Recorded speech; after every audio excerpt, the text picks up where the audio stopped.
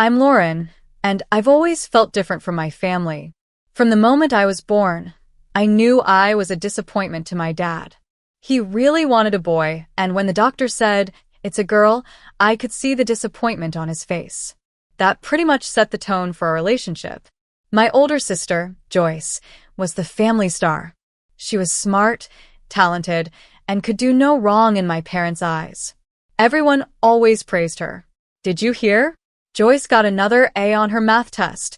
Or look at Joyce's beautiful painting. Meanwhile, I was just there. My report cards barely got a reaction, and my crayon drawings usually ended up in the trash. As I got older, I learned to take care of myself.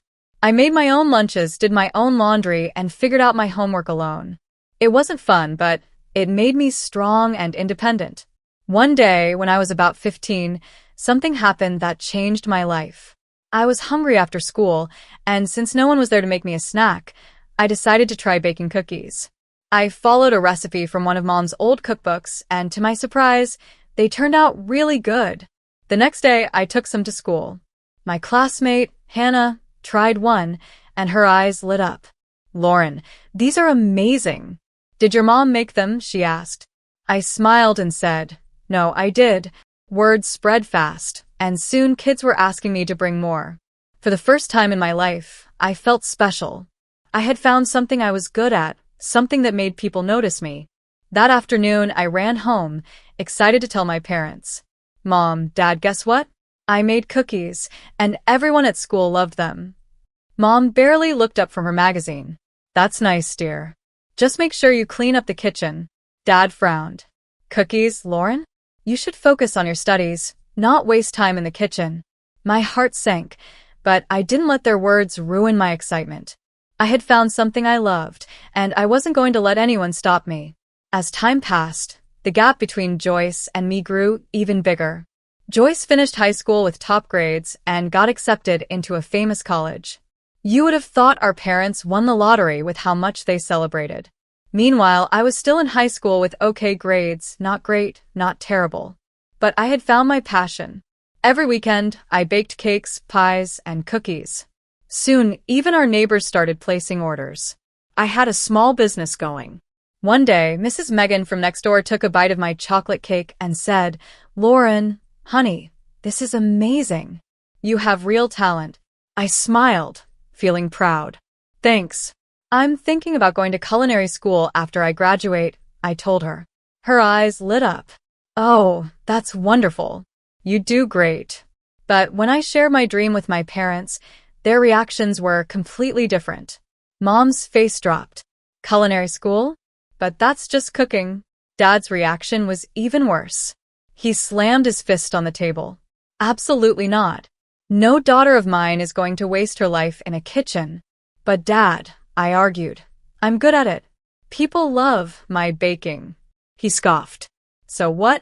You think you can make a living flipping burgers or decorating cakes? Wake up, Lauren. The real world doesn't work like that."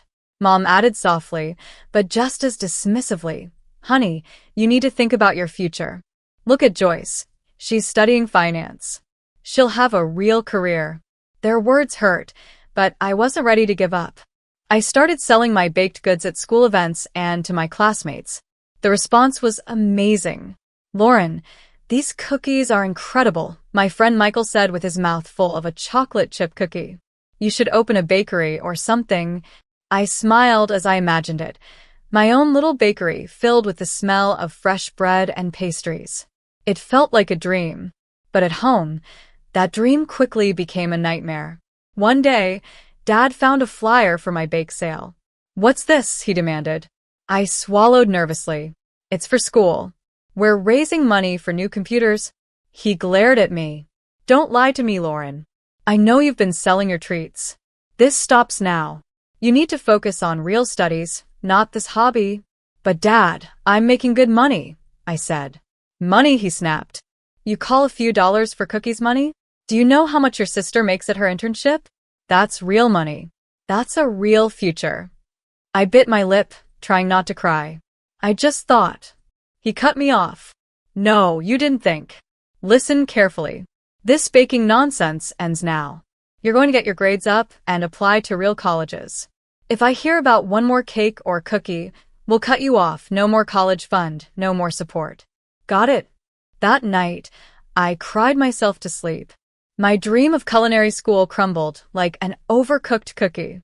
The next day, I started looking up business colleges. My heart felt heavy, but I was determined.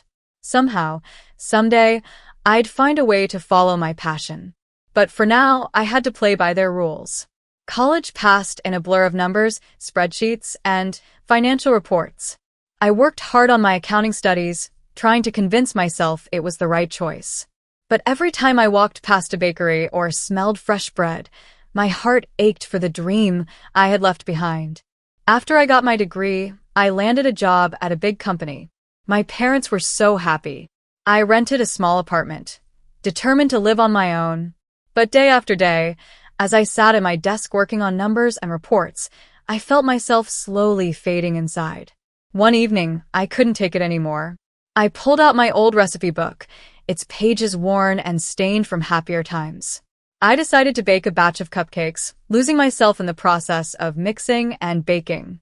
The next day, I brought them to work. The reaction was immediate. "Oh my God, Lauren, these are amazing," my coworker Sophia said. "Where did you buy them?" I hesitated, then said, "Actually, I made them." Word spread fast, and soon people started asking if I could bake cakes for birthdays, kids' parties, and even weddings. At first, I took a few orders on the weekends, but soon, I was spending all my free time in the kitchen. My little apartment was always filled with the smell of vanilla and chocolate. Then a big opportunity came. My company's anniversary was coming up, and the director approached me. "Lauren, I hear you're a great baker. How would you feel about making the cake for our anniversary party?" My heart raced. This was a huge chance, but also a big risk. Still, I couldn't say no. On the day of the party, I brought in a huge cake decorated with the company's logo and detailed sugar flowers. When I unveiled it, the room went silent. Then, the director grinned and said, "This is incredible. Everyone, give it up for Lauren, our accounting wizard and, apparently, master pastry chefs." The room filled with applause. The director even hugged me and whispered, "You're wasted in accounting, Lauren. This is your true calling." His words stuck with me. As more cake orders came in, I knew I had to make a choice. I was juggling 2 full-time jobs, accountant by day, baker by night. Something had to change. One sleepless night, covered in flour and surrounded by cake orders, I made my decision. The next day, I handed in my resignation. My supervisor was shocked. "But why?" "You're one of our best employees," she said. I smiled, feeling lighter than I had in years. "I found my true passion," I said simply. I rented a small commercial kitchen and threw myself into my new business. It was exciting but also scary. Some nights, I stayed up all night filling orders. Some days, I wondered if I had made a huge mistake. But little by little, my bakery grew. I hired my first employee, then my second. We moved to a bigger space. Soon, my cakes and pastries became well known across the city. Through it all, I kept it a secret from my parents. As far as they knew, I was still a successful accountant climbing the corporate ladder. I kept telling myself I was waiting for the right time to tell them the truth. But deep down, I was just scared of their disappointment, their anger, and their rejection. As my bakery grew, I knew I had to step up. I dived into modern marketing, determined to make my shop stand out. I made social media pages for the bakery and posted pictures of my cakes, cookies, and pastries every day. But I never showed myself, no selfies, no pictures of me as the baker, just the treats. Even though I was nervous, the business took off. I teamed up with a local delivery service to reach more customers in the city. I also started a loyalty program, giving discounts to returning customers. Then I had a big idea, Sweet Tooth Wednesdays. Once a month, we opened our doors and gave out free samples to anyone who stopped by. The first time, I was so nervous. What if no one comes? I worried out loud to my employee, Madison. She rolled her eyes and said, "Boss, have you tasted your own stuff? People will be lining up around the block." She was right. By noon, There was a long line down the street. Seeing people enjoy my treats made me happier than I ever expected. Our bakery became more popular than ever. Soon, we were catering fancy events, supplying desserts to top restaurants, and even shipping our famous cookies across the country. With success came money, more than I ever thought I'd make just from baking. As my dad once joked, I was making more than my sister, who worked at a bank. I started helping my parents financially, but pretended it was from my accounting job. When their roof needed fixing, I paid for it. When they dreamed of going to Europe, I surprised them with tickets. "Oh, Lauren, you shouldn't have," Mom said, but I could see the excitement in her eyes. While I was growing my business and helping our parents, my sister Joyce was living her best life. She still lived at home and spent her paycheck on designer clothes, fancy gadgets, and self-care. But none of that mattered to our parents. To them, Joyce was still the star. "Did you hear about Joyce's promotion?" Mom would say proudly. "Vice president at only 31. I forced a smile. "That's great, Joyce. Congrats." While I was running a successful bakery, employing a dozen people and making hundreds of customers happy every day, it didn't seem to matter at home. One day at Sweet Dreams Bakery, everything started like normal. I was in the kitchen adding the final touches to a wedding cake when Madison ran in, waving an order form. "Boss, you're not going to believe this," she said, eyes wide. I wiped my hands on my apron. "What's up?" "We just got an order for a birthday cake. The delivery address is," she paused for effect, "your parents' house." It felt like a splash of cold water. "Are you sure?" I asked. She nodded and handed me the form. There it was, my childhood address, my mom's name, and a note saying it was for her birthday. For a moment, I couldn't breathe. But then, an idea formed in my mind. "Madison," I said, trying to sound calm even though my heart was racing, "clear my schedule. This cake is going to be my masterpiece." For the next week, I put everything into that cake. 3 tiers of Mom's favorite flavors, decorated with hand-piped flowers and delicate sugar designs. It was the best cake I had ever made. As I worked, I pictured the moment. My parents' amazement when they saw the cake, their pride when I told them I made it, and the happiness of finally showing them who I really was. The day of the party arrived. I showed up early with a small gift to keep up the act. The house was full of relatives I hadn't seen in years. "Lauren," Aunt Janice hugged me. "Look at you, all grown up. Still crunching numbers." I forced a smile, the usual ice sitting heavy in my throat. "Yep, still at it." I couldn't wait for my cake to arrive. Then the doorbell rang. Mom answered it, and there was our delivery guy holding the familiar Sweet Dreams bakery box. "Special delivery for the birthday girl," he said cheerfully. The room went silent as Mom carried the box to the dining table. She lifted the lid, and everyone gasped. Murmurs of appreciation filled the room as they admired the cake. I stood there, heart pounding, waiting for the right moment to speak. Before I could say anything, Dad cleared his throat. "Before we celebrate," he said in a serious voice, "there's something we need to talk about." The room went silent. Everyone turned to my parents, their faces full of disgust. "We recently found out something," Mom said coldly. "A secret that was kept from us." The tension in the room was unbearable. I felt frozen as Dad spoke again, his voice full of anger. "Can you believe it?" He looked around, pointing straight at me. "Our Lauren has been lying to us this whole time. She's not an accountant. She's a pastry chef." He said it like it was the worst thing in the world. I opened my mouth to explain, but no words came out. This couldn't be happening. Dad's face turned red with anger. "We always dreamed our daughters would be successful, respected. Look at Joyce, vice president at her age. That's something to be proud of." Joyce looked uncomfortable. She avoided my eyes. "But you," Mom said, staring at me. "We gave you everything. Every chance. And this is how you repay us? By becoming an ordinary cook." That word, ordinary, hurt more than I ever imagined. Didn't they see what I had built? Didn't they understand? Suddenly, Dad walked over to the table where my cake sat. Before I could react, he flipped the box over. My beautiful cake, my masterpiece, crashed to the floor in a mess of icing and sponge. The guests gasped. "We're not eating this," Dad sneered. "It's beneath us." Mom nodded in agreement. "Lauren, you don't belong with respectable people. You've disobeyed us for the last time." Then Dad said the words that felt like a punch to my chest. "We disown you. You are no longer our daughter." I couldn't breathe. This couldn't be real. I looked around, hoping anyone would stand up for me.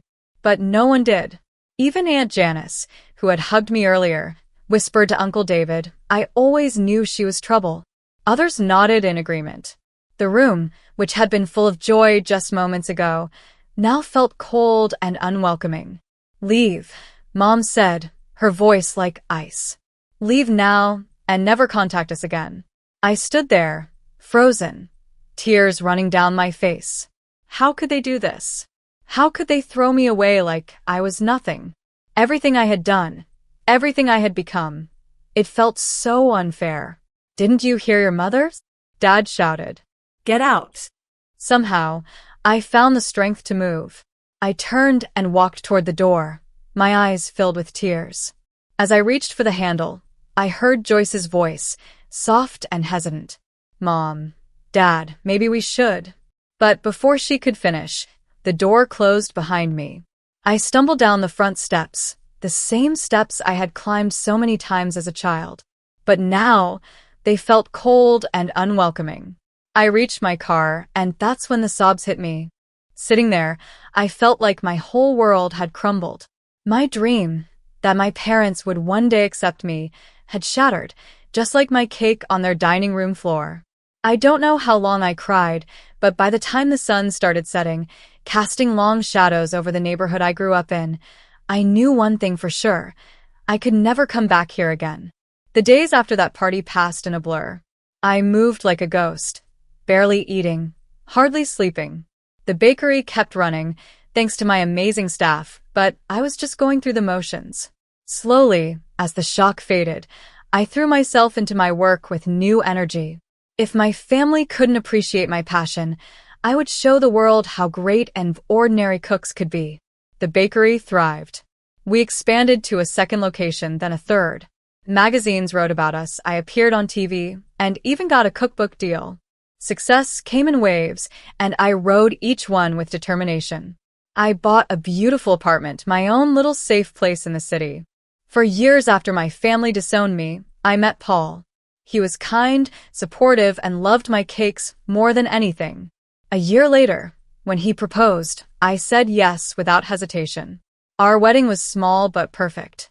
As I looked around at the smiling faces of my friends and the family I had chosen, I realized something. I didn't miss my blood relatives at all. These people, my employees, my friends, my husband, were my real family now. Life settled into a happy routine.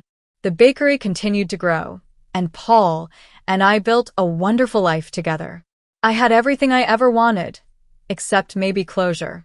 That changed on a Sunday afternoon, 5 years after that awful birthday party. I was in my office, looking over plans for our new bakery location, when my phone rang. The number wasn't one I knew, but something made me answer. "Hello," I said. "Lauren," came my mother's voice, hesitant but clear. "Please don't hang up. We need to talk." Then she told me everything. The bank where Joyce worked had lost its license. There were huge layoffs, and Joyce had been out of work for months. They needed help. Before I could even process it, I heard my father's voice jump in. "You need to give Joyce a job at your bakery," he said. "As the director. Joyce has real business experience. She should run things. You can just be one of the bakers."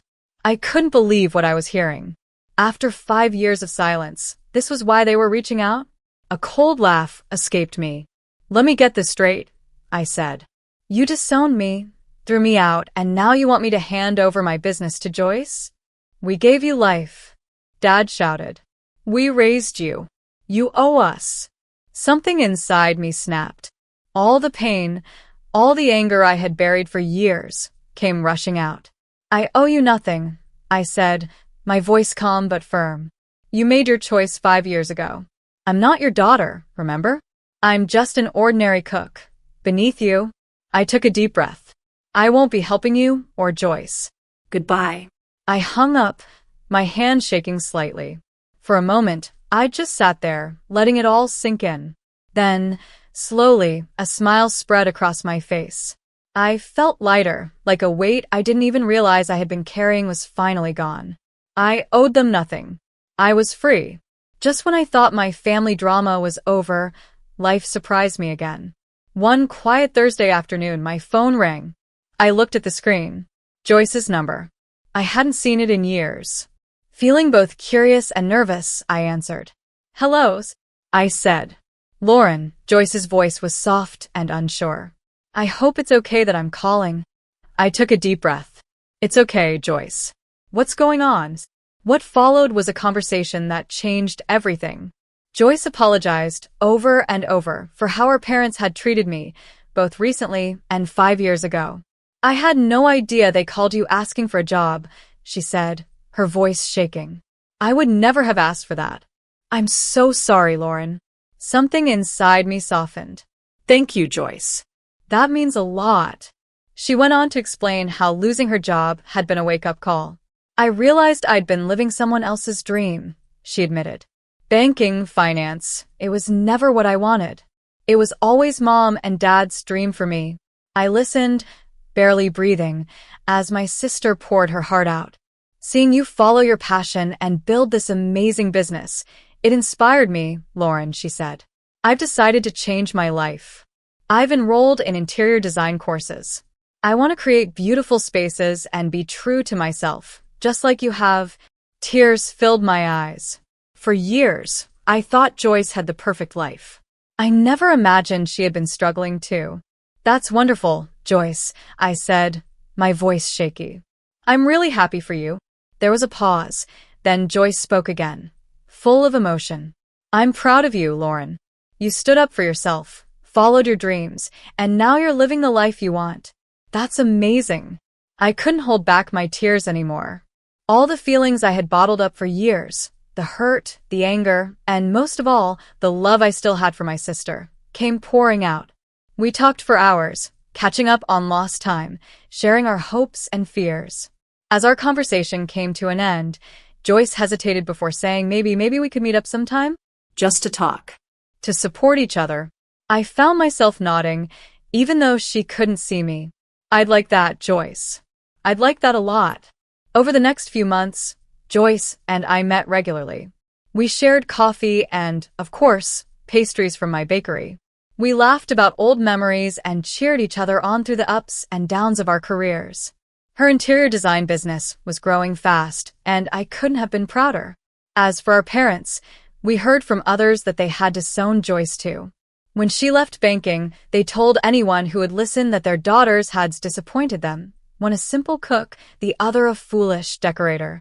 But Joyce and I knew the truth.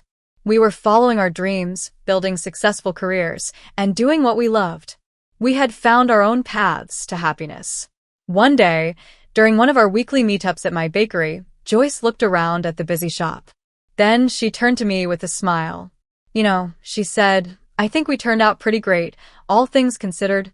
I laughed, feeling a warmth in my chest that had nothing to do with the ovens. "Yeah," I agreed. "I think we did." As I watched my sister sketch design ideas on a napkin, surrounded by the sweet smell of pastries and the happy chatter of customers, I felt something I hadn't in a long time. Peace. This was my life. Messy, challenging, but sweet. I had fought for my dreams. I had lost some battles. But in the end, I had won the war.